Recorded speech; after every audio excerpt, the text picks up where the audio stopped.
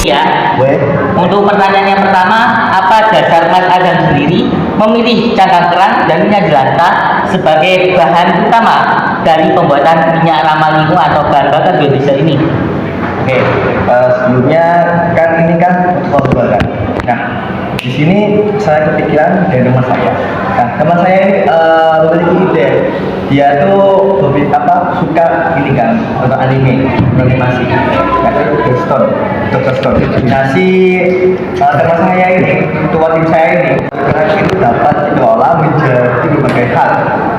Di animasi tersebut dijelaskan mengenai sabun dari kerang, dan teman saya Yuri mengajak saya untuk meriset, untuk menggali lebih dalam lagi apa aja sih fungsi atau kelebihan selain menggunakan sabun atau lainnya. Nah, teman saya dan saya itu menemukan bahwa iklan dapat digunakan sebagai katalis atau proses kecepatan pembersihan dari kecelakaan tersebut. Jadi si CAO atau hasil komponen yang dapat dari dari kerang itu dapat digunakan sebagai proses pembuatan biodiesel seperti itu. Oh, seperti itu Mas. Oh, berarti ini sangat menarik banget ya untuk One Nation untuk kedepannya ya berarti ya Mas. Dasar izin mengatakan pertanyaan kedua ya Mas. Bagaimana proses pembuatan biodiesel dimulai dari tahap awal hingga tahap akhir pembuatan sehingga menjadi bahan bakar ramah lingkungan atau yang bisa disebut biodiesel ini Mas? Oke, baik semuanya. Yang pertama, kita harus memiliki bahan dan alatnya. Nah, untuk bahannya, yang pertama ialah minyak jelantah sebagai bahan baku utama untuk pembuatan biodiesel. Lalu yang kedua ialah metanol, di mana nanti digunakan untuk mencampurkan larutan dengan CaO atau katalisnya. Lalu yang ketiga yakni ada CaO atau kalsium karbonat sebagai katalis yang terbuat dari kulit kerang. Nah, lalu yang keempat ada Na2SO4 yakni digunakan untuk memisahkan larutan air dengan minyak jelantah atau biodiesel. Lalu yang terakhir ada Aquades, harus digunakan saat prosesi pemisahan dari bekas endapan atau sisa-sisa kotoran saat setelah dibakar dan difiltrasi seperti itu. Nah, yang pertama kita harus menakar menggunakan alat timbangan digital. Nah, di sini saya izin ambil. Nah, di sini pembandingan ialah 2:1, di mana untuk minyak 2 gram ini ya.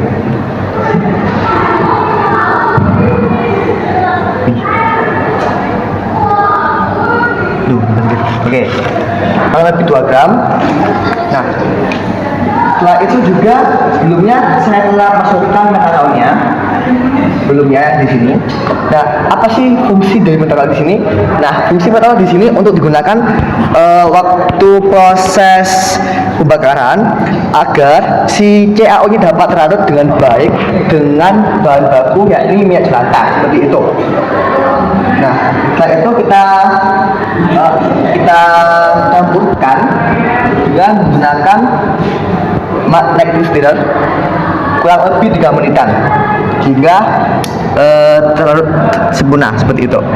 Nah, dengan kecepatan kurang lebih harus stabil ya. Oke.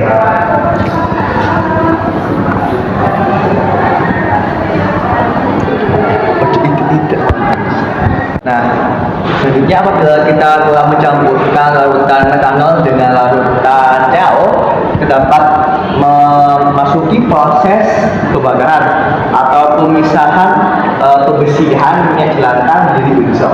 Nah, selanjutnya apabila kita telah mencampurkan larutan metanol dengan larutan CaO, kita dapat memasuki proses pembakaran atau pemisahan pembersihan minyak jelantah menjadi biodiesel.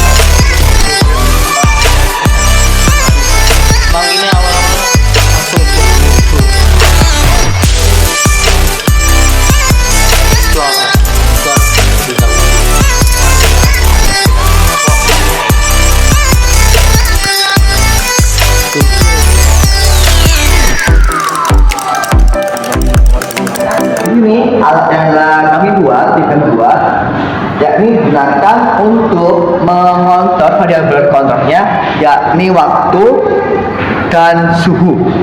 Nah, di mana kami menggunakan sensor, yakni sensor DSB 813 digunakan untuk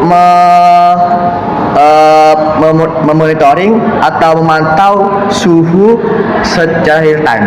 Nah, dalam saat ini kita dapat mengetahui suhu maksimal atau suhu saat pembakaran. Nah, karena kami tidak memiliki masih belum memiliki alat untuk membakar pembakaran dengan baik, jadi kami menggunakan elemen menggunakan pemanas elemen di mana digunakan untuk memanaskan si minyak jalan tersebut. Nah, tersebut kami memiliki ide bahwa apabila suhu telah mencapai, misalnya kita ingin mencapai suhu konstan sekitar 20 derajat Celcius selama detik, maka selogika si mikrokontroller ESP32 ini akan melakukan atau logikanya menyuruh si gate atau si relay ini untuk mematikan si elemen pemanas tersebut. Karena seperti kita tahu bahwa si elemen pemanas ini dapat dikontrol suhunya, sehingga bila kita diamkan selama 3 menit dapat mencapai kurang lebih suhu 100 derajat Celcius. Sedangkan untuk mencapai kesempurnaan dalam proses bisa cepat, kita harus mencapai suhu konstan stabil sekitar 80 derajat Celcius. Nah, proses tersebut akan dilakukan selama 30 menit. Jadi bila si sensor suhu tersebut membaca di atas 80 lebih, maka akan mematikan si relay dengan logika pemrograman yang akan dibuat seperti itu. Nah, lalu juga kita menggunakan DSP-nya lagi untuk digunakan apabila telah mencapai waktu 30 menit, maka si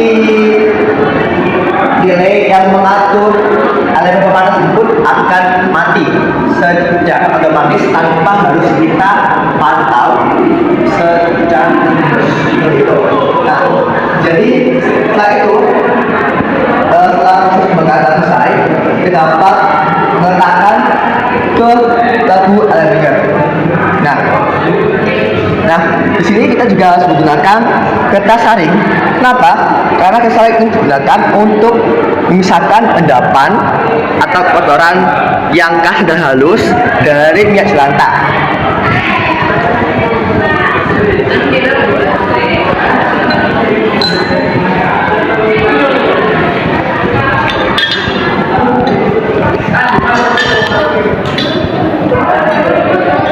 Begitu kita harus memberikan sedikit dulu, memberikan setetes. Kenapa? Agar si kertas saringnya dapat ibaratnya inilah PDKT atau mengenal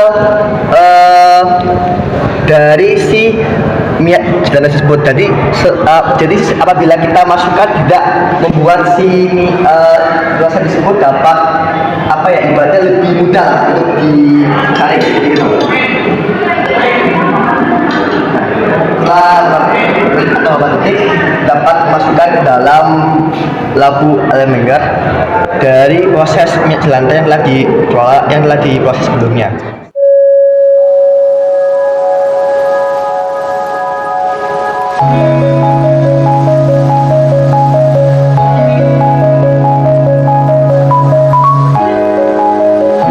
Kita pisahkan dengan labu elemen, kita dapat meletakkan di ruang pisah selama 1 malam atau 12 jam lebih. Nah, apa sih fungsinya? Jadi fungsinya kita meletakkan ke dalam ruang pisah ini untuk memisahkan dari endapan kotoran minyak jelantah dengan minyak jelantah yang telah diproses atau biodiesel tersebut.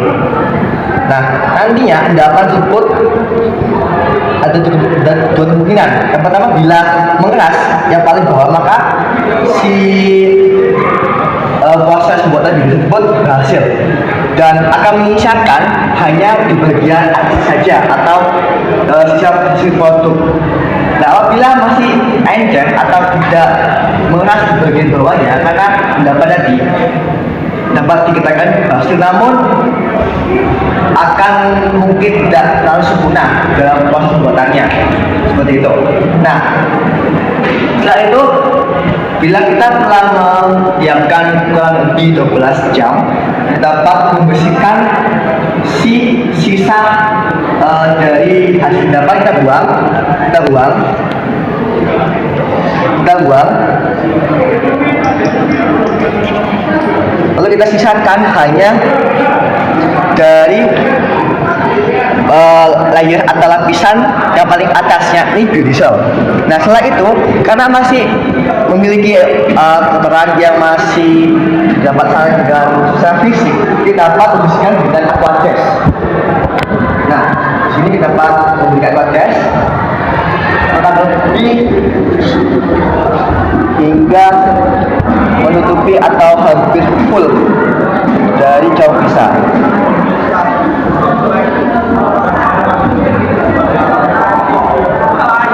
Nah, setelah itu kita dapat menutupnya. Nah, setelah itu kita dapat mengocoknya hingga lebih akan dapat melepaskan dari habis ini. Setelah itu,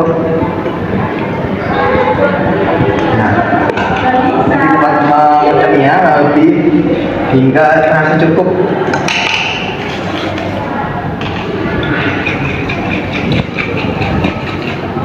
Nah, setelah itu kita dapat mengembalikan lagi hingga si larutan airnya akan terkonsentrasi ke bawah, lalu akan menyisakan lapisan yang paling atas, yakni biodiesel.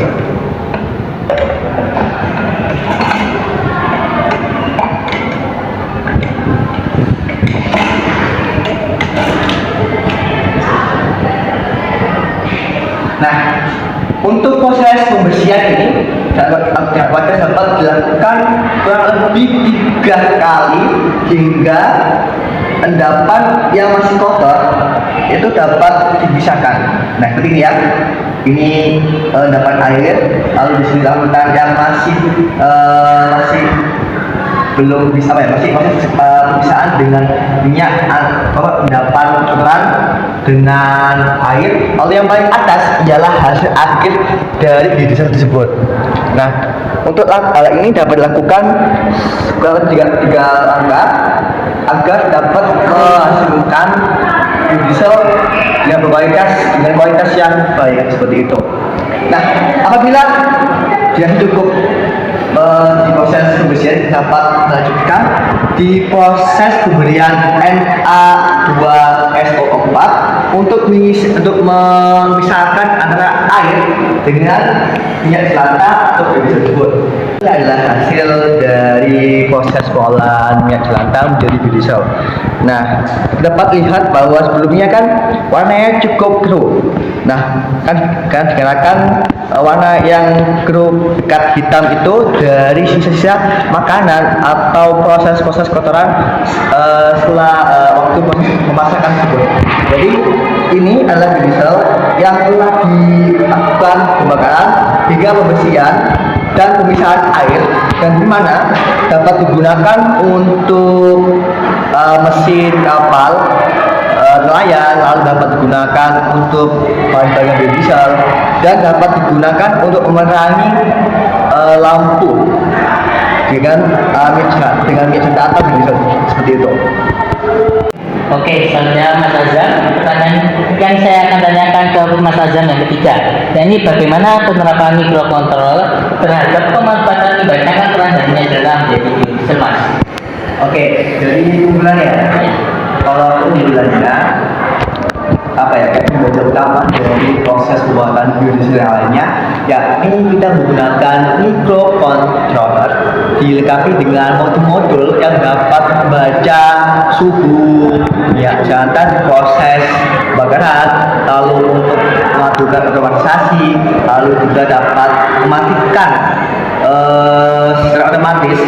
Karena menurut kami, khususnya sendiri sebagai seorang yang melihat potensi di proses berbagai bakaran. Nah, apabila kita dapat mengoptimalkan di proses bakaran dan kedepannya kita juga ingin menambahkan fitur lain, seperti misalnya untuk dari proses bakaran dapat kita pindahkan secara otomatis ke labu elemen tanpa ada campur tangan manusia.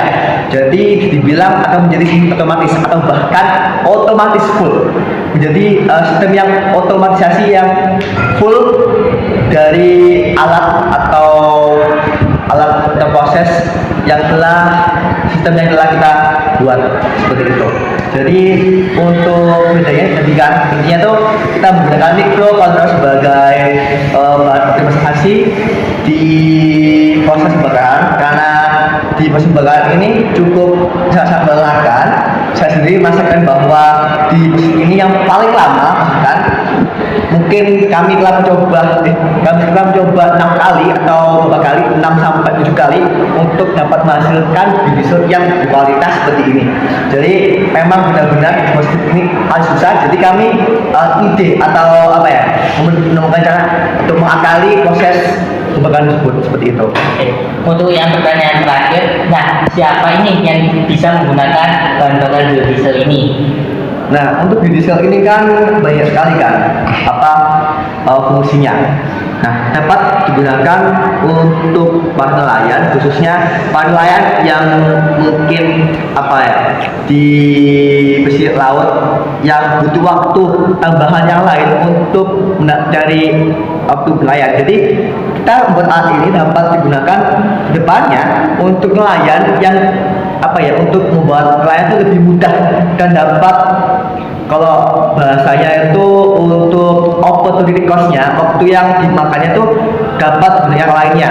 Misalnya si nelayan tersebut menggunakan alat ini, jadi dia itu bisa menghemat waktu 12 jam itu untuk digunakan mungkin mencari pekerjaan, untuk berlayar atau mungkin tidak lainnya. Jadi si nelayan tersebut dapat menggunakan waktunya dengan baik sehingga alat ini dapat digunakan secara otomatis seperti itu.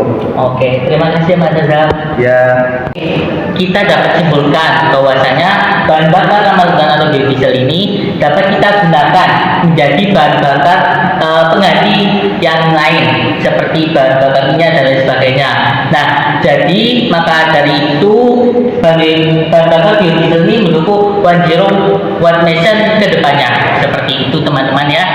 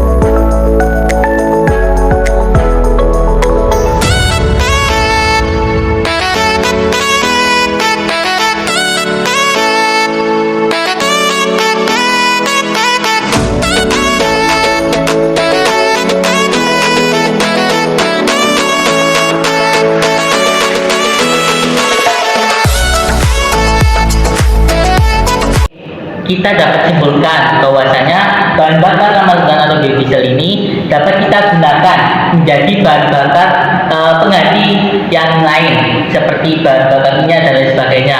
Nah, jadi maka dari itu bahan bakar biodiesel ini mendukung One Zero One Mission ke depannya. Seperti itu teman-teman ya.